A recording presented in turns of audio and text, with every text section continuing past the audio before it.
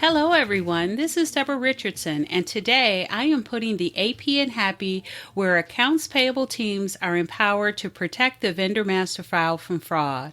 This podcast will give a voice to accounts payable team members by talking about the growing reality of cyber attacks in their world and which vendor setup and vendor management techniques they can apply to protect the vendor master file from fraud. Visit the Vendor Process Training Center to enroll in your choice of 55 plus training sessions that will help you and your team avoid fraud, compliance fines, and bad vendor data. Or just sign up to get access to vendor process FAQs and to attend weekly drop-in live Q&A sessions. Visit training.deborahrrichardson.com today. The link will be in the show notes. Do you have any segregation of duties conflicts? No? Are you sure? Here is one area that you may not recognize that may reveal a segregation of duties conflict. Keep listening.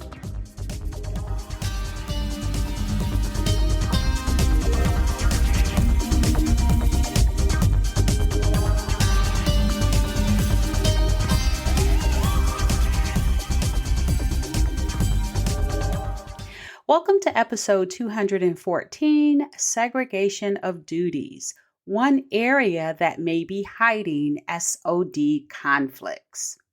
So I don't know about your experience, but in my experience, whenever I go to a new company, if I have the luxury of having the person that did the job before still there and you get training, the training for who has access to what is never included. We're always focusing on the transactional training, making sure that that knowledge gets transferred. And that's really good. And sometimes it's even documented, which is even better.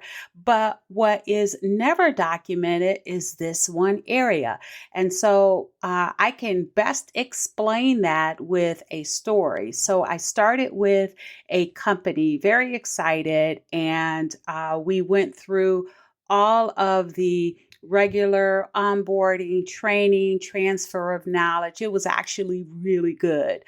But it wasn't until I was there, and I think it was, I don't think it was during the first year, I think it was during the second year, that I found out that the purchasing department, and mind you, I was in accounts payable, right? But the purchasing department was separate, but they had access to the vendor record, not the entire vendor record, but one page. They had access to the contact page of the vendor record. And the reason that I found out that they had access to it was so that they can change the fax number or the email address where the automated purchase orders would be delivered, right? So they didn't have to send it to the vendor team, wait for us to go in and change it and send it back, right? Because we had, 48-hour SLA. They could just go in and make that change. And apparently that system that automatically faxed or emailed purchase orders pulled from that, and that one particular system pulled from the contact page. Well, I didn't know that they had access to it. I didn't even know why until I asked someone.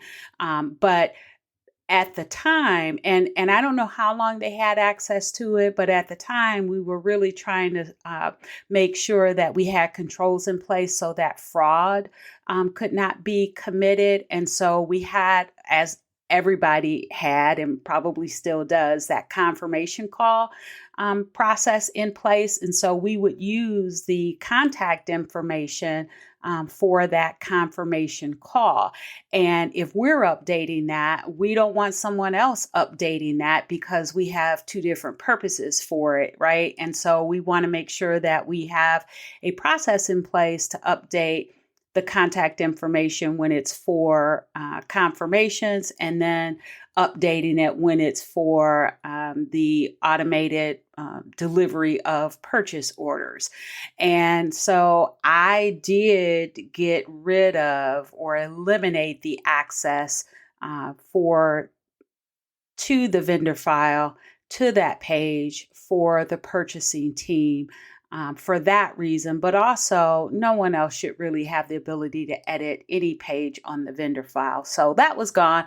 And as you can imagine, I wasn't very popular with the purchasing team at that point, but I did put a process in place to expedite those requests for the purchasing, for the purchase orders to update the fax number or the email address. So see what can happen when you actually talk to other departments. So we did do that, but we did take away access. But the point I'm trying to make here is that I had no idea for at least a year and probably closer to 2 that there may have been that segregation of duties conflict by having the purchasing team have access to the vendor master file. Wow. So that may be the area that may be hiding SOD conflicts, and that is your security roles and your security access. And so to just kind of talk about or start with the basics for segregation of duties. So I'm not really talking about it in the full P2P process. I actually have a training coming up in December that goes into the full P2P process and SOD conflict. So more on that later. But here I'm just talking about the vendor payment cycle from that vendor payment cycle perspective, just defining what SOD conflicts are. And so from the vendor payment cycle perspective, each of these steps should be done by different team members. And the first one is creating a vendor record in the vendor master file, and really should be creating or editing a vendor record in the vendor master file, and then creating and posting the invoice from the vendor that needs to be separated, and then also paying the invoice from the vendor. That needs to be separated as well. Now, you may think that you have each of these functions, that you're okay because you have each of these functions being performed by a different team or a different team member, or maybe you don't, but you have some compensating controls in place for that. So maybe you have a team member that can create a vendor record, for example, and also can post an invoice because, not everyone has that many team members, right? And so you do have someone that has access to create a vendor record, edit a vendor record, but then also post an invoice. But you do have management reviewing all new vendor adds and changes, right? So you've got that compensating control in place. You don't have that same person, though, generating the payment, right? So you think you're good. So there's no compensating control in place for that.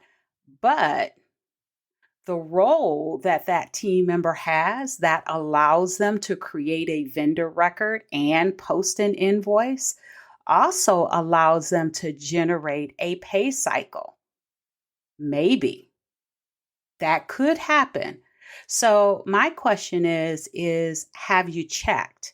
The hidden area, again, is security access and roles. And you not only want to check for your team, but referring back to my story that I talked about, I pulled in purchasing, you might want to pull in and review any role that has access to AP or vendor data or the purchasing data. And so here's some questions. I'll leave you with some questions that I think you need to ask. And there are 4. So the first one is, what are the roles that have access to procure to pay transactions? And I think I said that right. And what I mean is creating, editing a vendor, creating and editing a purchase order, actually receiving the purchase order as well, and then posting the invoice and then generating the payment. So you want to know what roles have access to do any of those functions.